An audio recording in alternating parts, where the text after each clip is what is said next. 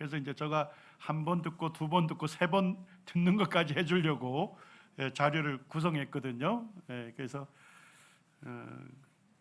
계속 반복 많이 하면 시간이 너무 많이 가기 때문에 이제 조금 빠르게 진행하겠습니다.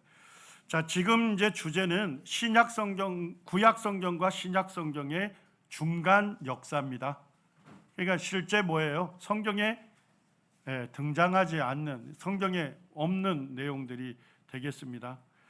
그럼에도 불구하고 성경 예언에는 신구약 중간사가 자세하게 예언돼 있어요.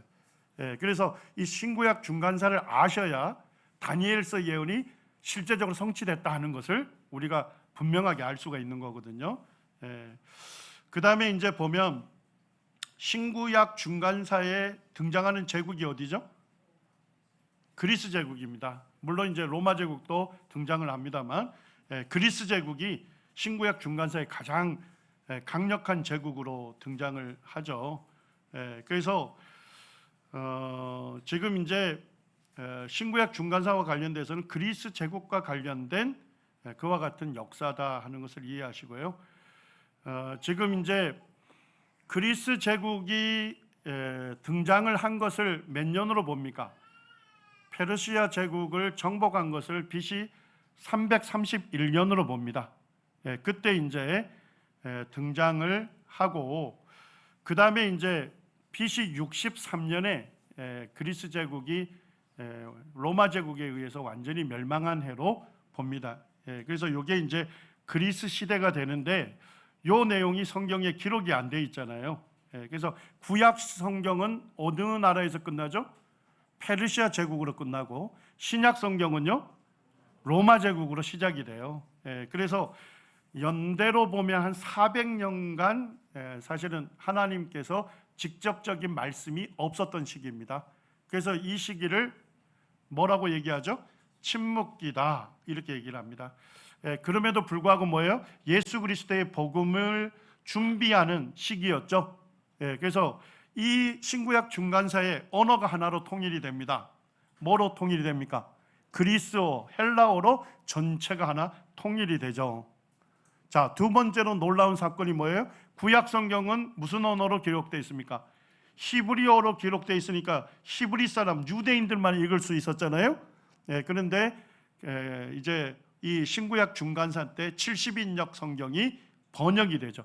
히브리어가 문명권의 공통 언어인 헬라어로 번역이 되는 거예요. 그래서 성경을 어느 사람이든 다 읽을 수 있도록 준비가 됩니다. 자, 그 다음에 세 번째는 뭡니까? 한 제국이 전체를 통치하죠. 그러니까 뭐가 사라졌어요? 나라 간의 국경이 사라졌어요. 우리가 복음을 전하려면 뭐예요? 한 나라에서 한 나라 국경을 넘어가는 게 굉장히 힘들잖아요.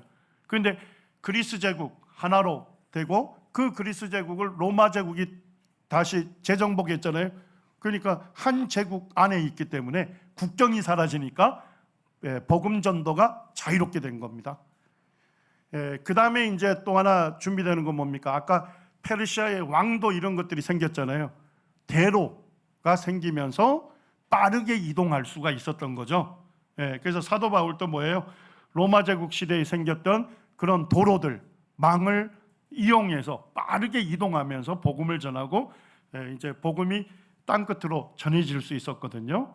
그래서 신구약 중간사를 침묵기라고 할 수 있지만은 하나님께서 예수 그리스도의 복음을 준비하는 준비의 시기였다 이렇게 볼 수도 있습니다. 이때 이제 그리스 제국의 그 셀루쿠스 왕국이 세워지고 이 셀루쿠스 왕국 중에 안티오쿠스 4세라는 인물이 나와요. 안티오쿠스 4세. 이 인물이 적그리스도의 모형입니다. 그래서 유대를 철저하게 핍박했던 왕인데요. 그와 같은 핍박에 대해서 항쟁을 하게 되죠. 자, 이 혁명을 뭐라고 해요? 마카비 혁명 이렇게 얘기하는데 BC 167년에 마카비 혁명이 일어나고 그 혁명의 결과로 뭐예요? 유대가 독립하게 됩니다. 이때를 하스몬 왕조 해서 한 100년 정도 독립을 이루게 됩니다. 그러다가도 이 독립국가가 어디에 의해서 망하게 됩니까? 로마 제국의 폼페이스 장군에 의해서 멸망하게 돼요. 그간 내용을 다루겠습니다. 제가 조금 전에 말씀드린 대로 구약 성경의 마지막 권인 말라기 1장 8절에 보니까 청독이 나오죠.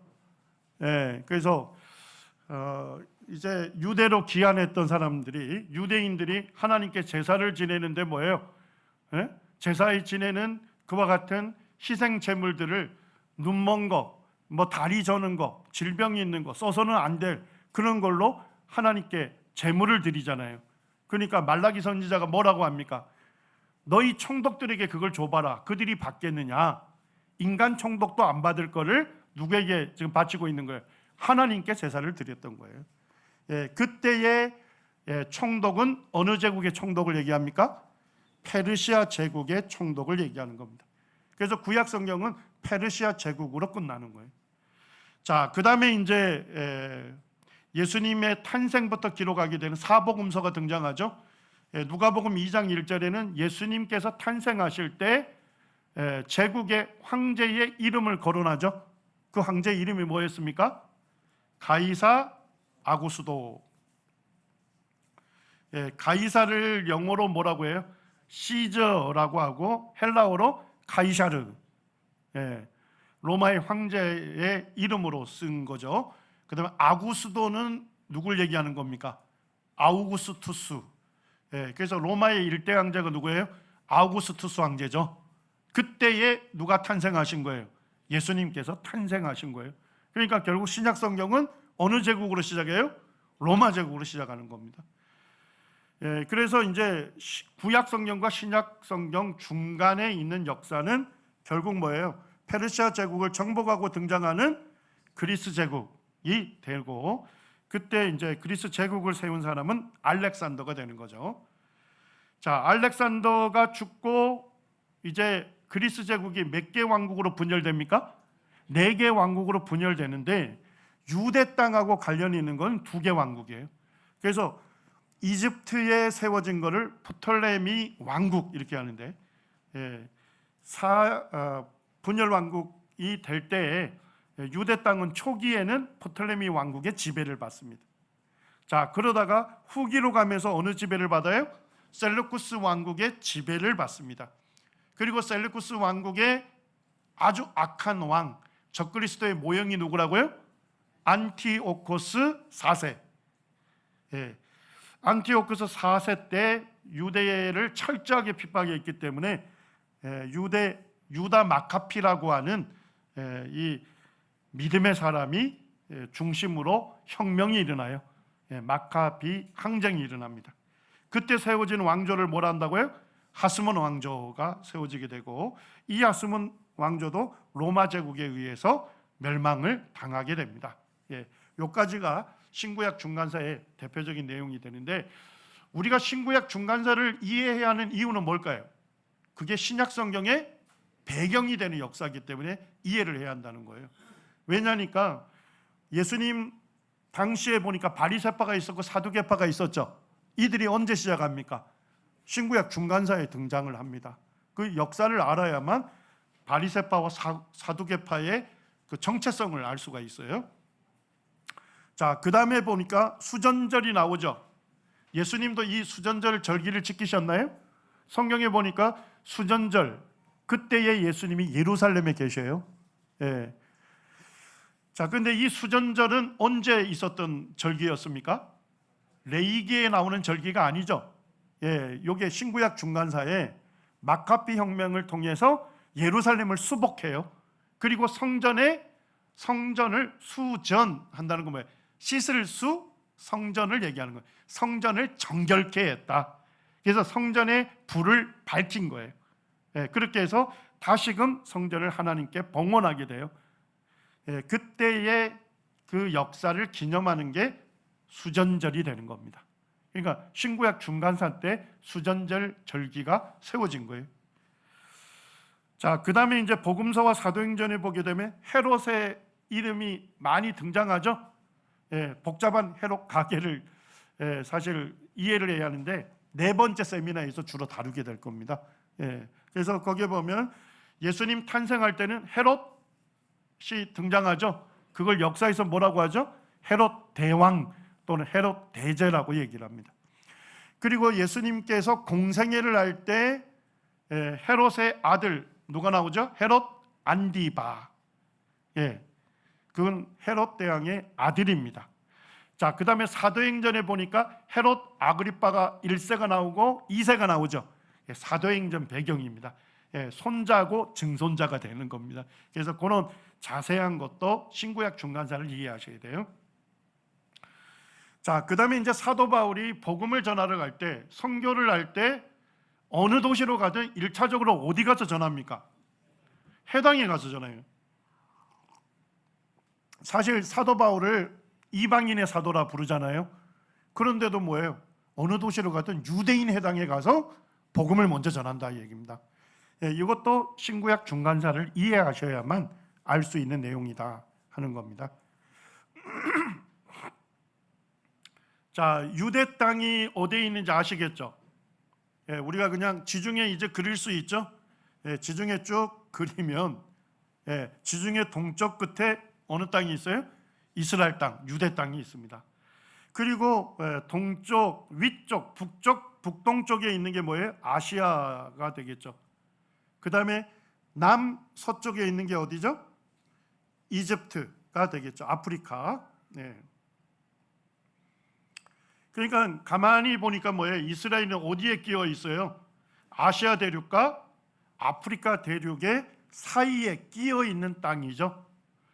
그래서 뭐라고 불러요? 대륙 간지다.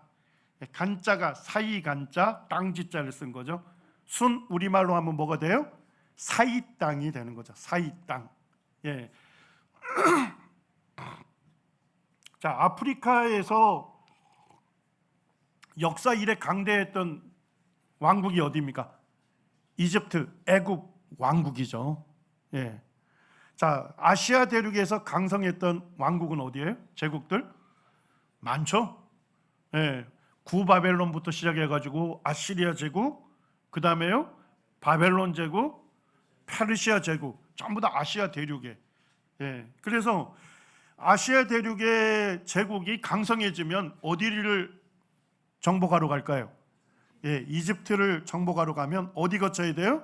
이스라엘 땅 거쳐야 하는 거예요. 자, 이집트가 강성해지면 어디로 가요? 아시아 대륙에 있는 제국을 정복하러 가죠. 그때 어디를 거쳐야 돼요? 이스라엘 땅을 거쳐야 하는 겁니다.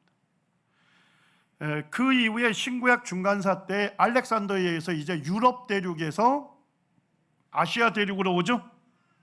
오고 알렉산더가 페르시아만 정복한 게 아니고 어디도 정복합니까? 이집트를 정복하면서 또 이스라엘을 거쳐가게 되는 겁니다. 그래서 말 그대로 이스라엘은 어디에 있는 겁니까? 세계 대륙의 중심, 사이 땅에 위치한다. 그러니까 결국 이스라엘에 기록된 이 성경의 역사는 어디에서 일어나는 거예요? 세계사 중심에서 발생한 사건들입니다. 그래서 세계사 중심에서 뭐가 가능하다? 확인 가능하고 검증 가능한 역사다 하는 것을 우리가 알 수가 있고요. 이제 알렉산더에 의해서 유럽 대륙이 여기에 참전을 하게 되죠. 그리고 유럽은 뭡니까? 서양이라고 알 수가 있겠죠. 자, 페르시아는 어디가 됩니까? 동양이 되는 거죠. 그래서 알렉산더가 전체 정복하게 되잖아요. 동서양 문화가 어떻게 돼요? 통합이 되죠. 이 문화를 뭐라고 해요? 헬레니즘이라고 하는 것입니다. 그래서 알렉산더에 의해서 동서양 문명이 통합이 되고 하나의 언어를 이루게 되는 헬레니즘 문명이 탄생을 하게 된 겁니다. 자, 그리스 시대를 네 개의 시대로 나눌 수 있습니다.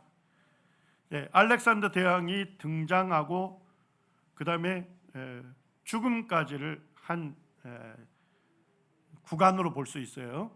자, 알렉산더 대왕이 페르시아를 정복한 연도가 언제라고요?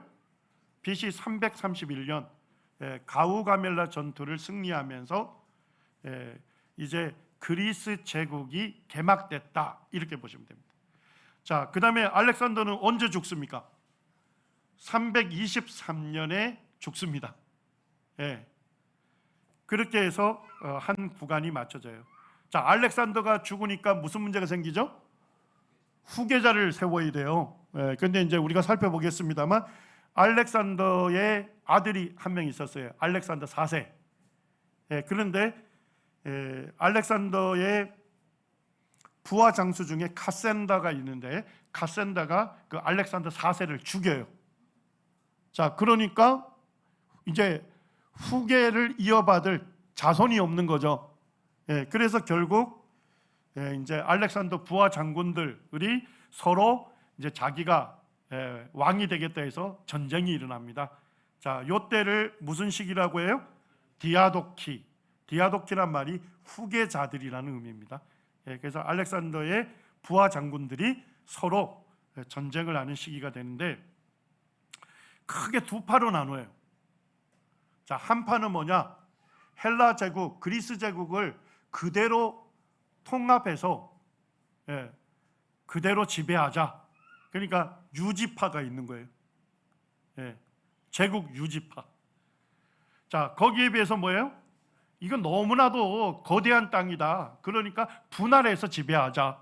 분할파가 있습니다. 그래서 유지파하고 분할파가 301년에 입소스에서 전쟁을 치릅니다. 자, 근데 누가 승리했을까요? 분할파가 승리합니다. 그래서 분할파의 대표자가 되는 장군 4명에 의해서 몇 개 왕국으로 분할돼요? 4개의 왕국으로 분할이 됩니다. 그리고 이제 유대 땅과 관련돼서 초반부에는 프텔레미 왕국이 통치하게 됩니다. 그러다가 BC 198년에 바니아스 전투가 있습니다. 우리 성지답사 다녀오신 분들 바니아스가 어디에 있습니까? 이스라엘 유대 땅에 어디에 있죠? 북쪽에 있습니다. 북쪽에 가면 단 지역이 있죠. 거기에 폭포가 있는데 그 폭포를 바니아스 폭포 이렇게 불러요. 그 지역에서 전쟁이 있었던 거예요. 그걸 바니아스 전투라는데 그때 프톨레미 왕국하고 셀루쿠스 왕국이 싸웠는데 유대인들이 누굴 지원해 줬을까요? 셀루쿠스 왕국을 지원해 줘요. 그래서 셀루쿠스 왕국이 승리하면서 유대 땅이 어디로 편입이 돼요? 셀루쿠스 왕국 쪽으로 편입이 된 겁니다. 그러다가 이제 셀루쿠스 왕국에 처음에는 뭐예요? 친유대 정책을 했겠죠. 유대인들 도움을 받아가지고 승리했으니까 세금 면제해주고 그 다음에 종교의 자유를 주고 이런 걸 했다가 안티오쿠스 4세가 등장하면서 유대를 철저하게 핍박했다 했잖아요. 그때 뭐가 일어나요? 막가비 혁명이 일어납니다. 그때가 바로 BC 167년에 막가비 혁명이 일어나면서 유대 땅이 100년 정도 독립을 하게 된 거죠. 이렇게 4구간으로 나누어서 살펴보겠습니다. 자, 알렉산드로를 이제 헬라어로는 뭐라 할까요? 그리스 말로는 알렉산드로스 이렇게 얘기해요. 그래서 요즘 이제 교과서나 책들이 뭐예요? 헬라어로 많이 발음을 해요. 알렉산더 하면 영어식 발음. 우리가 이제 영어 미국에 익숙하기 때문에 영어식 발음을 쓰는데 이제 요즘 이제 책에서는 대부분 알렉산드로스 3세 이렇게 얘기를 합니다. 자, 페르시아하고 그리스하고 3번의 전쟁이 있었죠.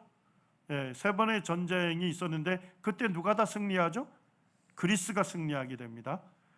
그리고 이제 그리스의 대표적인 도시국가 스파르타하고 아테네가 27년 동안 펠로폰네소스 전쟁을 치르죠. 이런 걸 통해서 그리스가 전반적으로 힘이 약해져요. 그러다가 그리스에 있는 북쪽에 있는 왕국이 있었는데 그 왕국이 마케도니아죠. 마케도니아 왕국의 필리포스 2세에 의해서 그리스 전체가 어떻게 됩니까? 통일이 돼요. 그래서 결국 그리스 전체를 통일한 것은 알렉산더가 아니고 그의 아버지 필리포스 2세에 의해서 그리스 전체가 통일이 됐다 이렇게 보시면 됩니다. 그리고 이제 그의 아버지는 뭐예요? 아들 알렉산더를 뭐예요? 아주 훌륭한 왕으로 키우기 위해서 그에게 그의 개인 선생을 누구를 모셔왔어요? 당대 최고의 철학자인 아리스토텔레스를 모셔와서 알렉산더를 가르치게 했습니다. 그래서 알렉산더가 정치, 역사, 문화, 과학에 대해서 아리스토텔레스로부터 직접적으로 배운 것입니다. 그리고 이제 이 필리포스 2세가 힘이 약할 때 이 테베에 인질로 끌려갔거든요. 근데 그 테베에서 그 배웠던 그 어떤 군대 전략 전술을 통해서 이 마케도냐의 군대를 최강 군대로 훈련을 시킵니다. 그리고 이제 이 필리포스 2세가 일리리아, 트라키아, 테살리아 지방을 정복하고 그 다음에 테베와 카이로네니아 전투를 통해서 그리스 전체를 통일하게 돼요.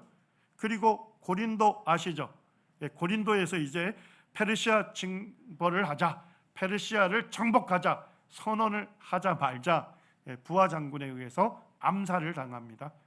그래서 지금 약간의 20세에 이 알렉산더가 왕으로 즉위를 하게 된 겁니다.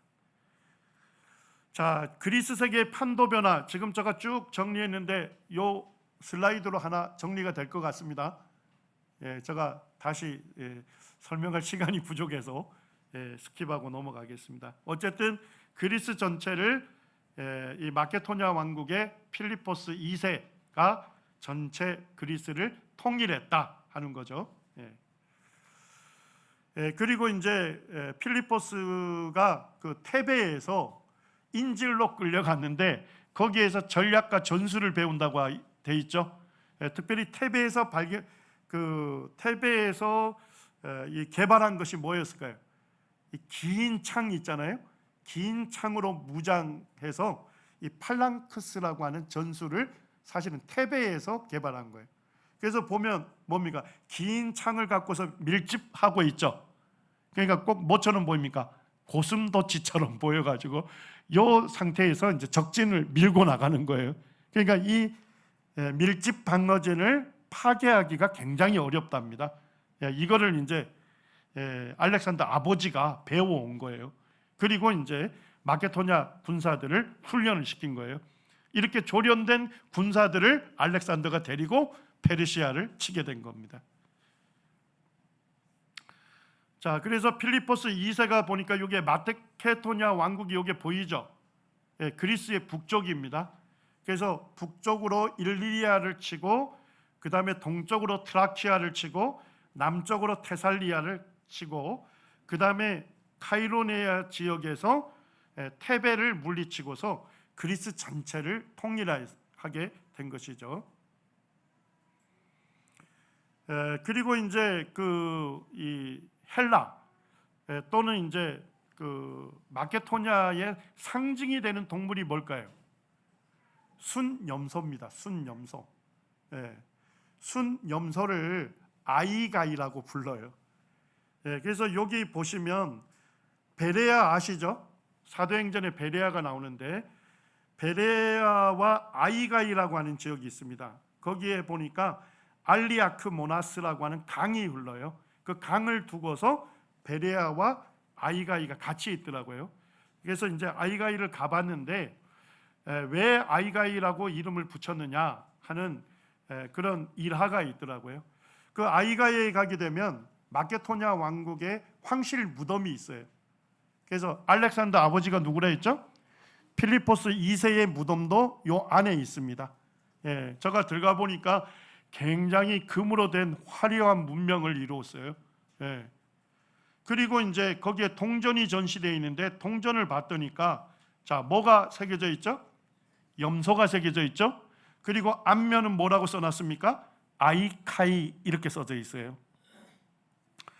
마케도냐 왕국을 건설한 분이 카라노스 왕입니다. 자, 그런데 카라노스 왕이 이 지역을 초대 수도로 정한 거예요. 자, 갔더니까 뭐가 많아요? 염소들이 엄청나게 많은 거예요. 그래서 그 수도의 이름을 뭐라고 지은 거예요? 염소, 아이가이라고 지은 거예요. 이해가 되시나요?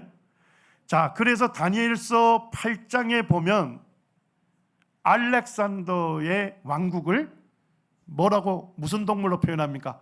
순염소로 표현합니다. 예, 그런 배경이 있습니다. 예, 거기에 이제 황실 무덤에 들어가니까 필리포스 2세의 무덤 입구도 보이고, 그 다음에 필리포스 2세의 조각상, 그 다음에 그의 뼈가 들어가 있는 금으로 된 관, 이런 것들이 거기에 전시가 되어 있었습니다.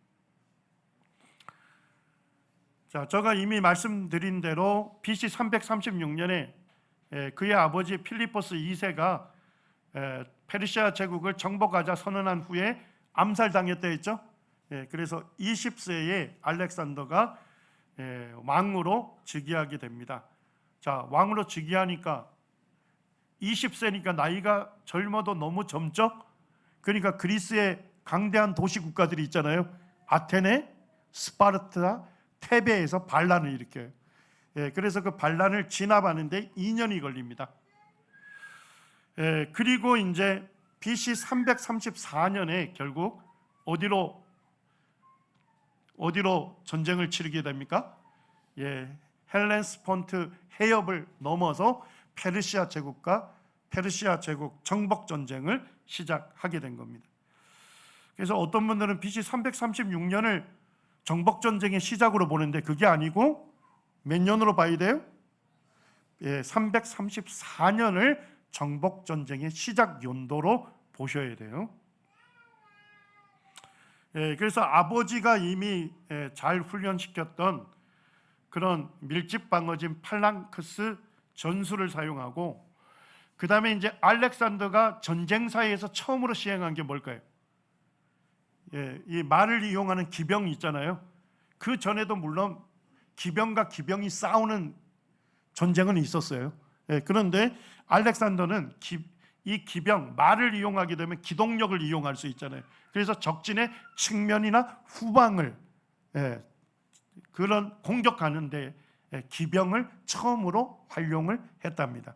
그래서 이 밀집 방어진 팔라크스를 갖고서 이제 적진으로 가게 되면 이걸 파괴하기가 어렵고, 그 틈에 이제 기병들을 이용해서 적의 측면과 후방을 매우 빠른 시기에 치는 그와 같은 전술을 사용했답니다. 자, 그리고 페르시아 제국과 몇 번의 전쟁을 치릅니까? 3번 전쟁을 다 치르는데 모두 다 승리하게 됩니다. 그래서 BC 331년에 페르시아 제국을 정복한 연도로 보는 것입니다. 자, 그리고 BC 326년에는 어디까지 정복합니까? 인더스 강가니까 뭐예요? 인도 초입까지 정복을 한 거예요. 자, 근데 알렉산더는 뭐 하기를 원했을까요? 인도까지 정복하기를 원했어요. 자, 그런데 오랜 기간 계속 전쟁을 치렀던 병사들이 뭐예요? 너무 지쳤죠. 그래서 알렉산더의 명령에도 불구하고 병사들이 뭐 합니까? 전쟁 거부 선언을 합니다. 그래서 알렉산더가 해군을 하게 되죠. 그래서 역사에서는 뭐라고 합니까? 그 강가에서 내가 더 이상 정복할 땅이 없다. 그리고 알렉산더가 뭘 흘렸대요? 눈물을 흘렸다. 이렇게 되어 있지만 실제로는 병사들이 전쟁 거부를 했기 때문에 해군을 하게 됩니다. 자, 그러면 정복 전쟁 시작이 몇 년도로 했죠? 334년이죠. 자, 인더스 강가까지 정복한 건 몇 년입니까? 326년이 전부 몇 년 만에 정복한 거예요? 8년 만에 정복한 거예요. 이해가 되시나요? 그러니까 유럽에서 아시아로 넘어와서 페르시아 제국 전부하고 이집트까지 정복하는데 8년 만에 전체를 다 정복한 겁니다. 엄청난 속도로 정복했다. 그리고 이제 귀환을 하는데 시간이 걸렸죠. BC 323년에 바벨론으로 귀환을 합니다.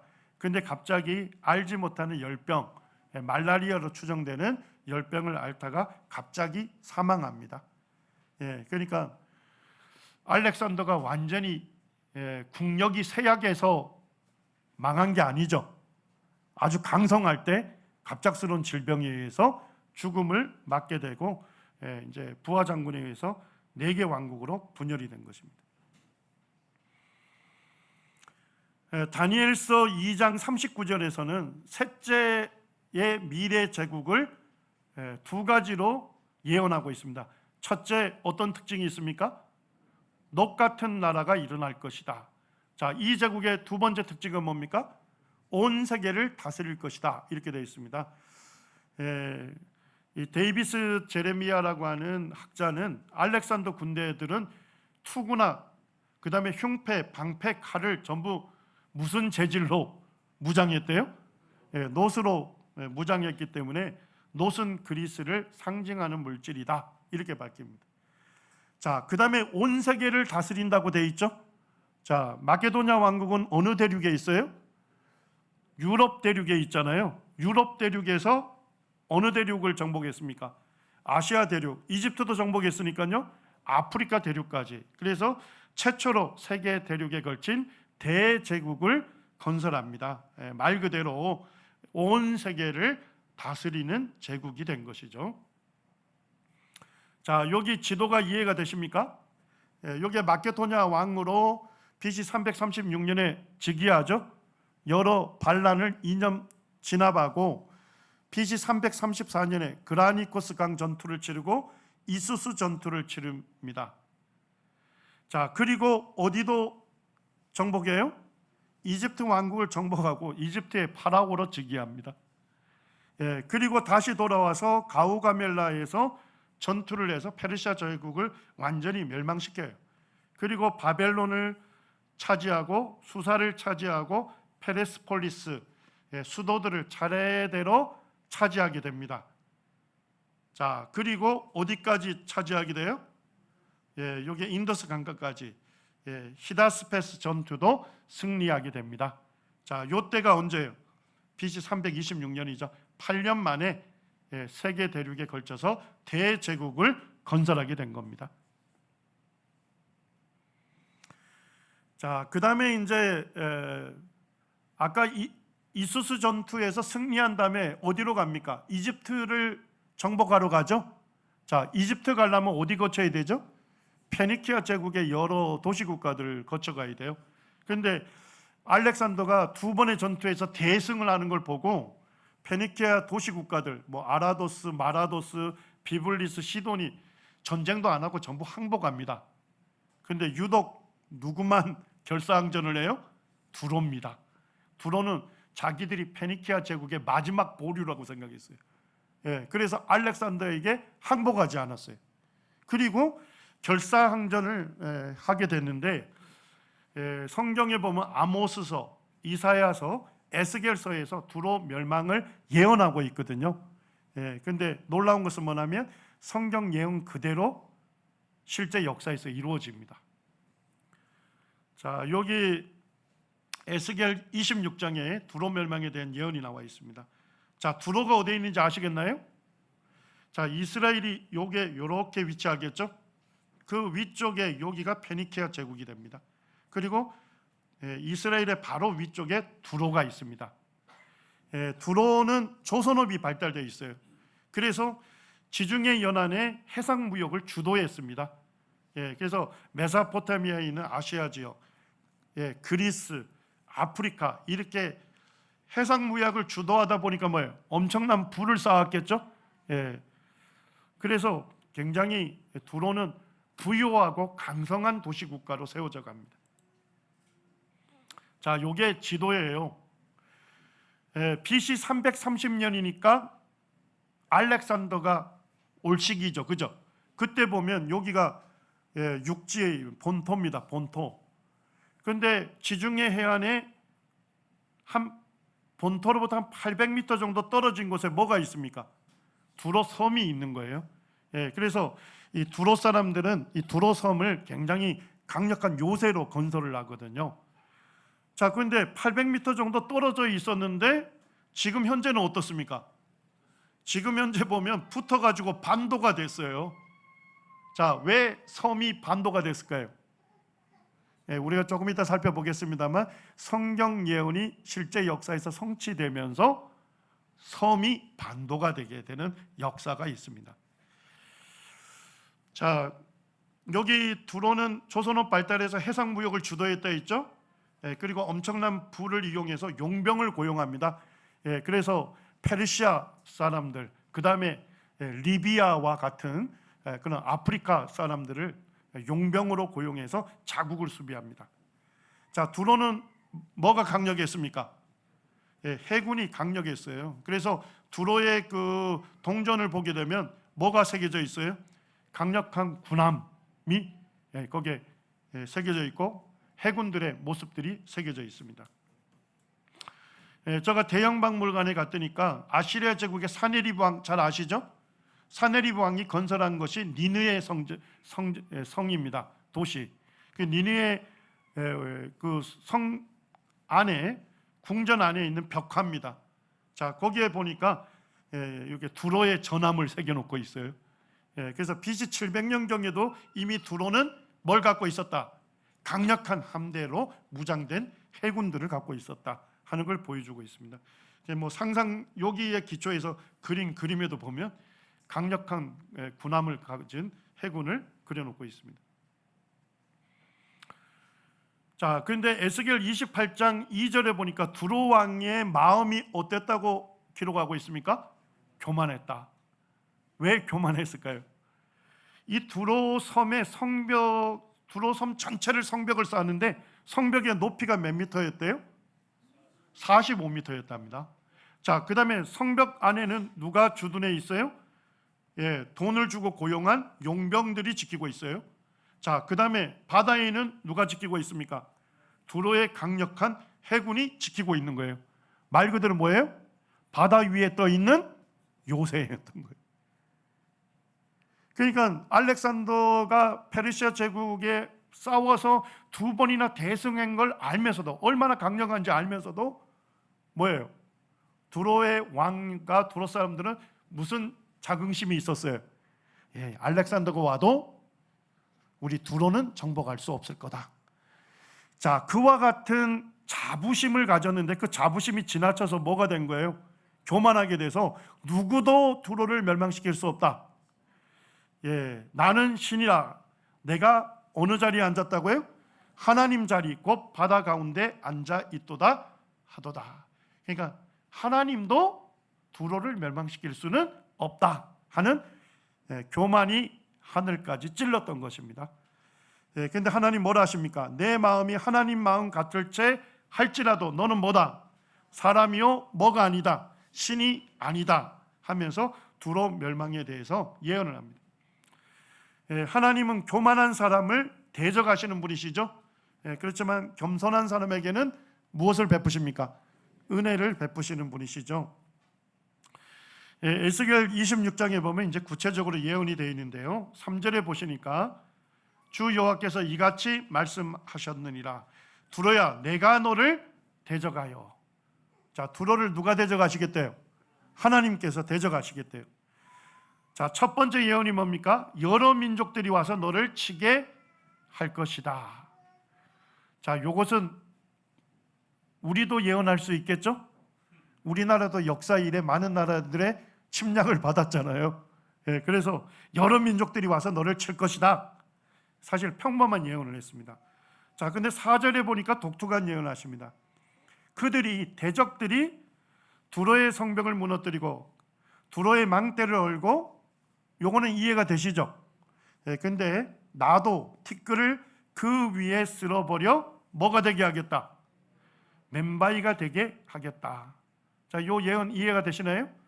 저기 와서 두로의 성벽 파괴하고 망대 파괴하겠죠. 자, 그 모든 잔해 티끌을 하나님 어떻게 하시겠대요? 쓸어가지고 맨바위처럼 만들겠다. 이런 독특한 예언을 하십니다. 자, 5절에 보니까 세 번째는 뭘 예언합니까? 바다 가운데서 뭐가 치는 곳이 되게 하겠다.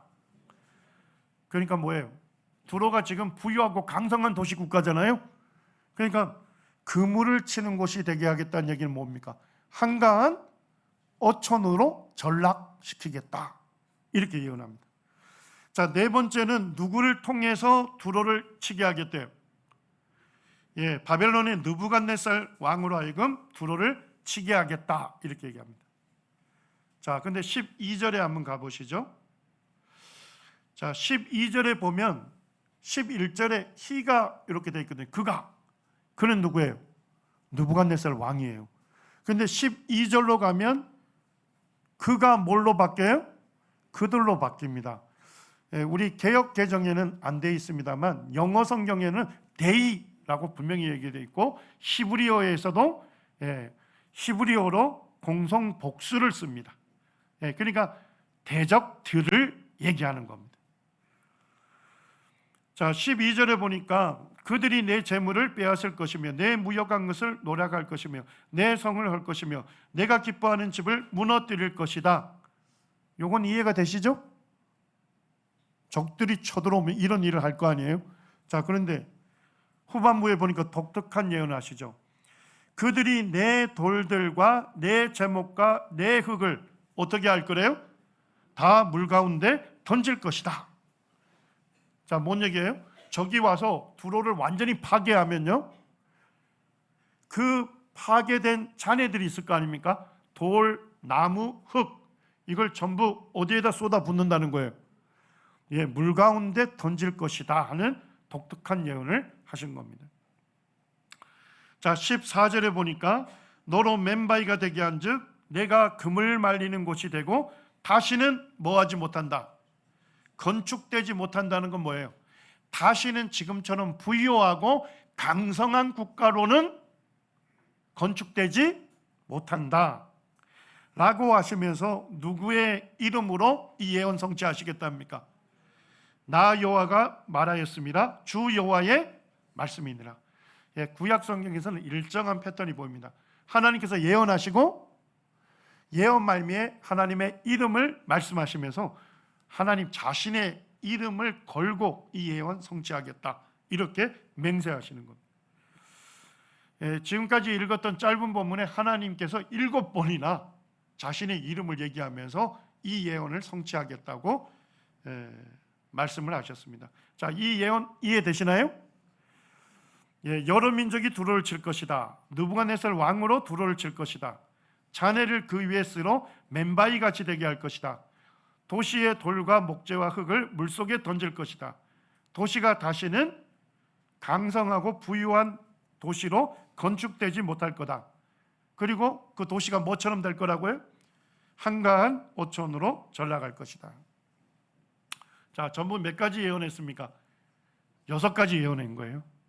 자, 역사를 한번 보시죠. 에스겔 선지자가 BC 590년경에 예언을 합니다.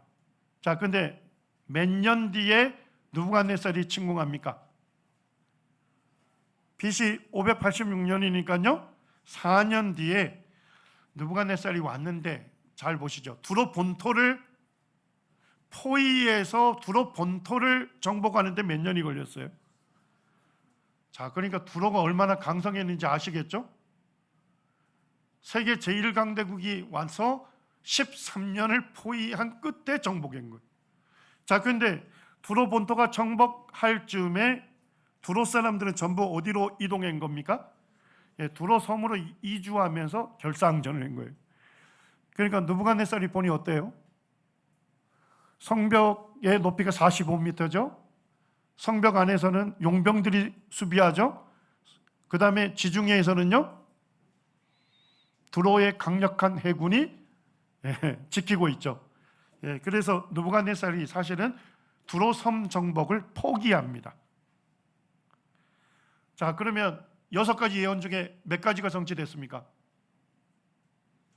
딱 한 가지. 느부갓네살로 하여금 두로를 치게 하겠다. 자, 5가지는 불발되는 것처럼 보이죠. 자, 근데 구약 성경이 언제 전체가 기록이 맞춰지죠? BC 400년경에 맞춰지죠. 구약 성경 전체가 기록이 맞춰진 후에 BC 332년에 알렉산더가 등장하죠. 그리고 두로를 정복하게 돼요. 근데 두로를 정복하려고 왔더니까 어때요? 그때는 두로 사람들이 본토를 전부 포기하고 어디로 이주했을까요? 섬으로 이주한 거예요. 알렉산더가 보니까 두로 섬을 정복하기는 너무 어려운 거예요. 그리고 두로 섬을 정복 안 하고 그냥 이집트를 가려니까 무슨 염려가 되죠? 보급로가 차단이 될까? 또는 두로가 다시 후방을 칠까? 염려가 된 거예요. 그래서 알렉산더가 정복하기로 결정을 합니다. 그 역사에 보면 실제 정복했어요. 어떻게 정복했을까요? 두로 본토를 전부 파괴를 합니다. 그리고 그 잔해를 전부 물속에다가 퍼부읍니다. 그렇게 해서 너비 60m 넓이의 뚝기를 건설합니다. 그리고 섬을 7개월째 포위하다가 두로 섬을 정복하게 됐다고 역사에서 기록하고 있습니다. 자, 에스겔 26장 12절 말씀이 문자 그대로 성취됐나요? 두로의 돌들과 두로의 제목과 두로의 흙을 다 물 가운데 던질 것이다. 이 예언 그대로 문자적으로 성취가 된 겁니다.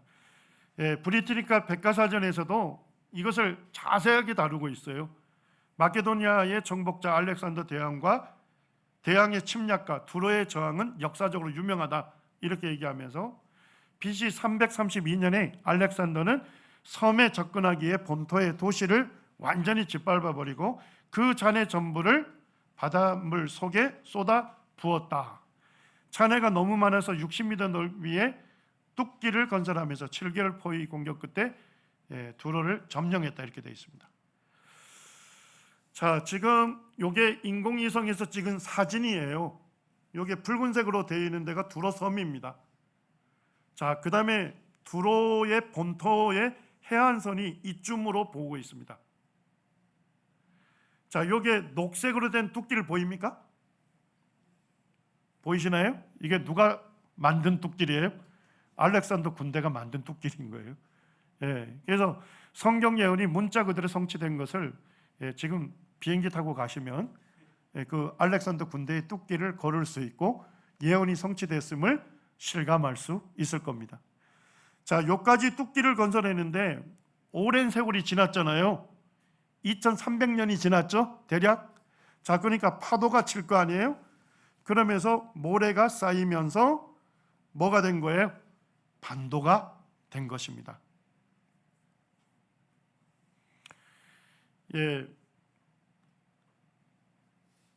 랜달 프라이스라고 하는 그 미국의 리버티 대학교의 교수님도 이제 이 두로에 대해서 이렇게 기록을 해놨더라고요.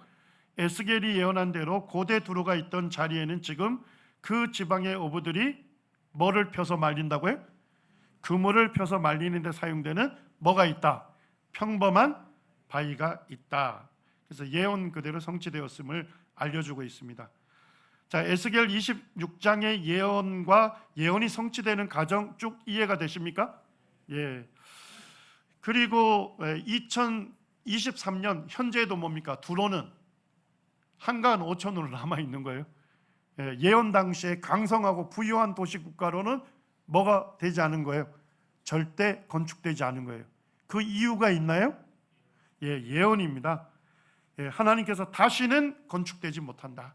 다시는 부유하고 강성한 국가로 건축될 수 없다고 하나님께서 예언으로 못 박아놨기 때문에 지금도 한가한 오천으로 남아 있는 것입니다. 성경을 공격하는 자유비평가들이 이렇게 공격합니다. 에스겔 26장은 예언이 아니라 뭐다? 역사를 기록한 거다. 자, 왜 이런 비평을 할까요? 에스겔 26장에 기록된 말씀이 뭐예요? 실제 역사하고 너무나도 같은 거예요. 너무나도 역사적으로 정확하기 때문에 야, 이거는 예언이 아니고 뭐다? 역사다 이렇게 얘기를 합니다. 자, 그런데 이 사건이 일어난 후에 이 에스겔 26장을 기록할 가능성이 있었을까요? 자, 만약에 에스겔 26장이 역사라고 하면 그걸 복원한 이후에 기록했다면 에스겔 26장이 구약 성경에 들어갈 수 있어요? 없어요? 없는 거죠. 구약 성경은 말라기 BC 400년경에 완전히 기록이 맞춰졌잖아요. 그 이후에 예언 5가지가 성취가 된 거죠. 맞습니까?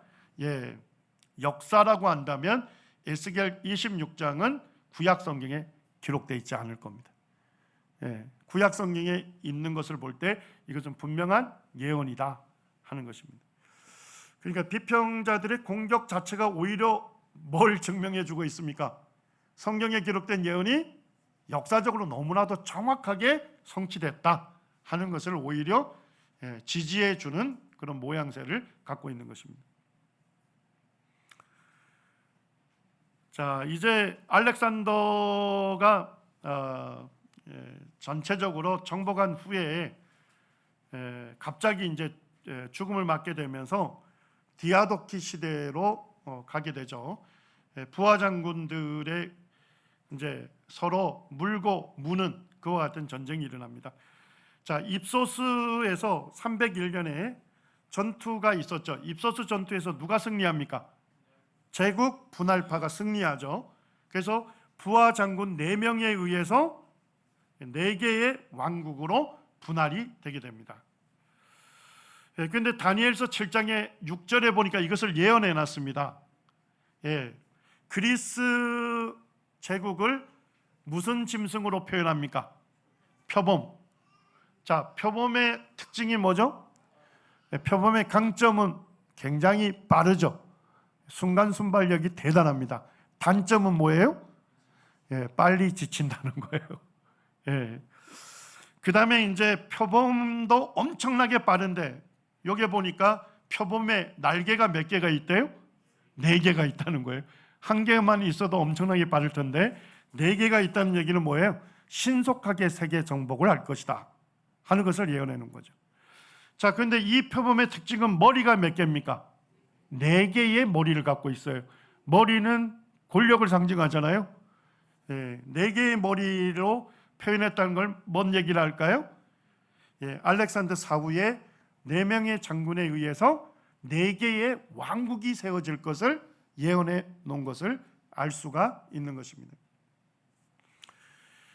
알렉산더가 표범처럼 세계 대륙에 걸쳐서 대제국을 건설하는데 몇 년이 걸렸다고요? 8년밖에 걸리지 않았던 거예요. 신속한 속도로 정복을 하고 그 다음에 뭐예요? 죽은 거예요. 그리고 머리가 4개라고 예언된 대로 4명의 장군에 의해서 4개의 왕국이 세워지게 된 겁니다. 자, 요게 고등학생들의 사회과 부도에 있는 걸 스캔한 건데요. 자, 보니까 알렉산더 사후에 몇 개 왕국으로 분열되어 있는 게 보입니까? 자, 이집트 쪽에 프톨레미 왕국이 세워지죠. 자, 그 다음에 여기 시리아, 바벨론, 자, 요게 아시아 전체를 셀루쿠스 왕국이 세워지게 됩니다.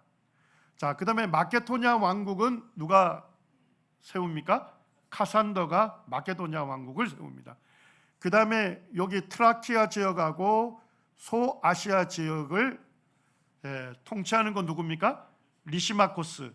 그래서 리시마키아 왕국을 세워요. 사이카 부도에도 보니까 몇 개 왕국이 세워졌어요? 4개 왕국이 세워졌다. 예언이 역사적으로 성취되었다 하는 걸 보여주고 있는 겁니다.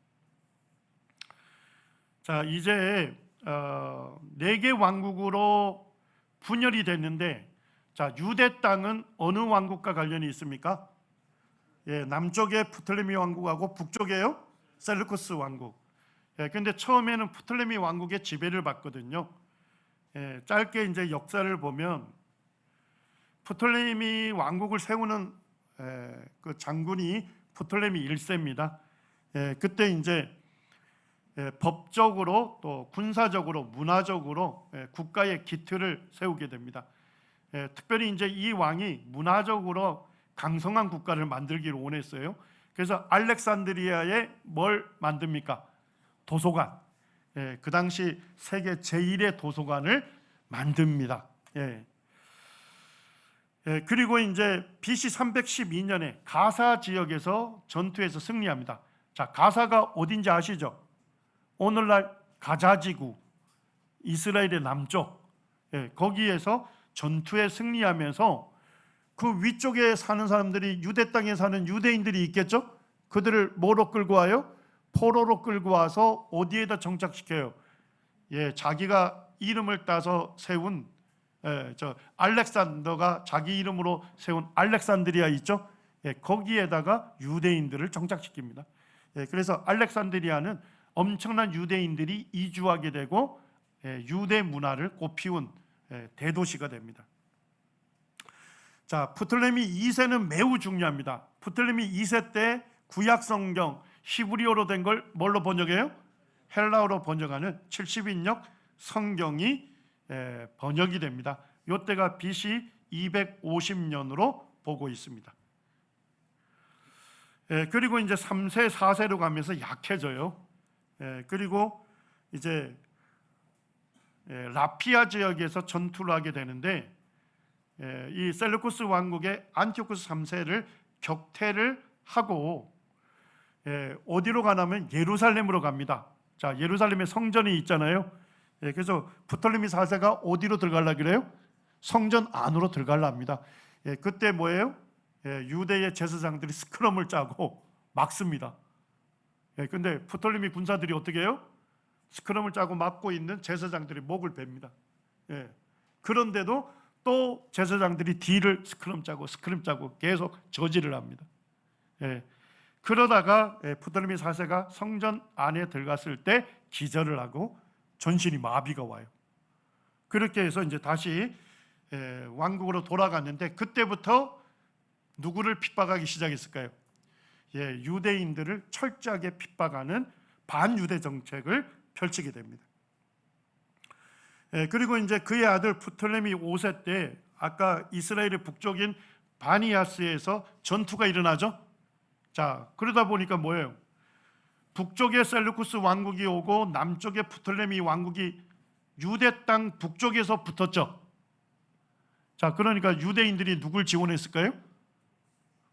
셀루쿠스 왕국을 지원한 거예요. 그래서 위에서는, 북쪽에서는 셀루쿠스 왕국이 내려오고, 그 다음에 뒤쪽에서는 누가 지원해 준 거예요? 유대인들이 지원해서 바니아스 전투에서 셀루쿠스 왕국이 승리하게 됩니다. 그럼으로써 유대 땅이 어디로 편입이 됩니까? 셀루쿠스 왕국으로 편입이 되고, 초기에 셀루쿠스 왕국이 친유대 정책을 펼치게 되는 겁니다. 자, 요게 이제 70인역 성경입니다. 히브리어를 헬라어로 번역한 겁니다. 자, 왜 70인역 성경이라 부를까요? 이때 번역에 참여했던 사람이 72명이었답니다. 그래서 70인역 성경이다, 이렇게 이름을 붙이게 되었습니다. 자, 셀루쿠스 왕국의 전반부는 사실 좀 약한 왕들이었고, 안티오쿠스 3세 때부터 강성해집니다. 그런데 안티오쿠스 3세를 자, 뭐라고 역사에서 부른다고요? 대왕이라고 불러요. 그러니까 굉장히 강성한 왕이었습니다. 그리고 바니아스 전투에서 어디를 물리칩니까? 프톨레미 왕국과 싸워서 승리하게 돼요. 이때 도움을 준 사람들이 누구라고요? 유대인들입니다. 그래서 이스라엘 전체 유대 땅이 셀루쿠스 왕국으로 편입이 되고 파격적인 친유대 정책을 씁니다. 세금 이런 거 면제해 주면서 종교의 자유를 선포해 주고 이렇게 합니다. 안티오쿠스 3세가 잘 나갔었는데 문제가 뭐였을까요? 이 마그네시아 전투가 있었는데 이때 로마하고 붙은 거예요. 그때 로마가 막 강성해지기 시작했거든요. 이 전투에서 누가 승리합니까? 로마가 승리하면서 안티오쿠스 3세는 막대한 전쟁 배상금을 물게 되면서 사실은 내리막길을 걷게 된 것입니다. 그리고 안티오쿠스 4세가 안티오쿠스 3세의 아들인데, 자, 이 인물이 누구의 모형이라고요? 적그리스도의 모형입니다. 그래서 유대를 철저하게 핍박하게 됐고, 그 결과로 무슨 혁명이 일어나요? 마카비 혁명이 일어나면서 유대가 100년 정도 독립하게 되는 그런 역사가 있습니다.